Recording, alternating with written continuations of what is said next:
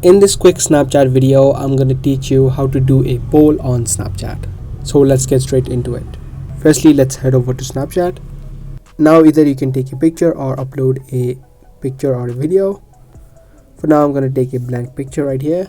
After that, on the right panel, you should have an option of stickered on the third. You can tap on that option and make sure that the star is selected.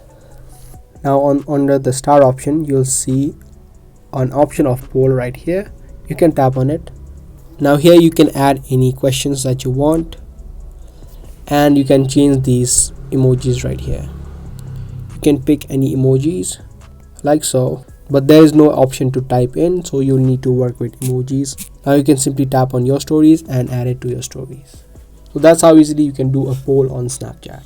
I hope this video helped. If it did, make sure to subscribe and give this video a thumbs up. That's all for today, and I'll be back with more.